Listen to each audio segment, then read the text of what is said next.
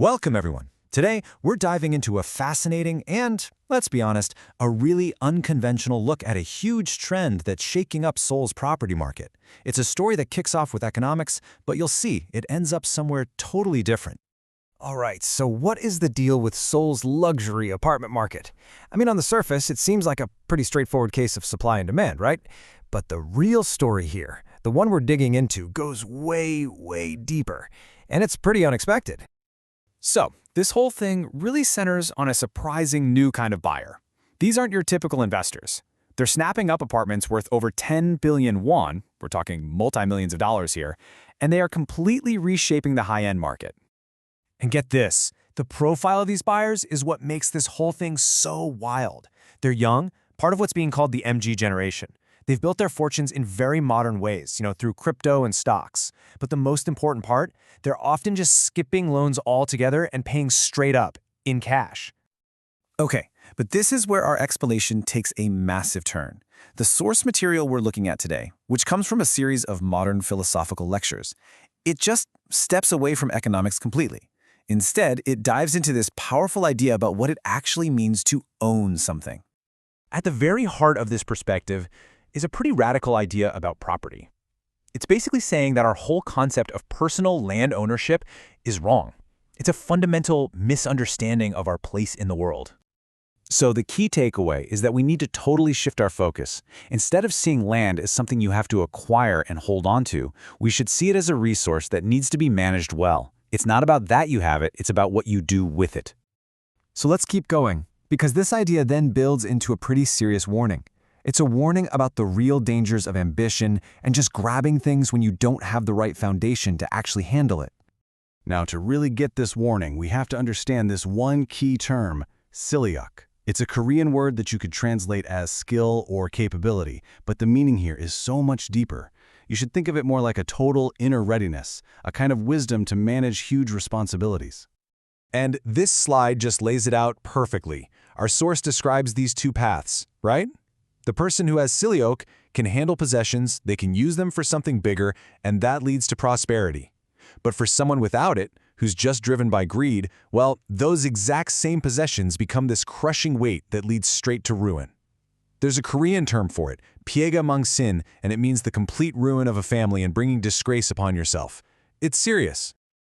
So when you look at it through this lens, the whole market trend starts to look different. It's not really a story of generational success. The speaker suggests these young buyers, who made a lot of money really fast, are just looking for a place to park it. They aren't necessarily showing the silyeok you'd need to actually manage that kind of wealth wisely. Okay, so you might want to buckle up because this is where the whole explanation takes its most dramatic and, frankly, its most unexpected turn. We're about to leap from personal philosophy and real estate all the way into geopolitics and a pretty bold prophecy about the future. The point being made here is that this current obsession with Seoul's property market is incredibly short-sighted. This whole personal test of managing wealth is just the tiny practice run for a much, much bigger test that's coming for the entire nation.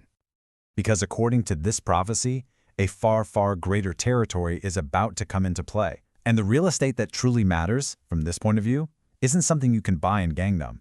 No, it's an international responsibility. This timeline, well, it lays out the whole prophetic vision, and it's pretty wild.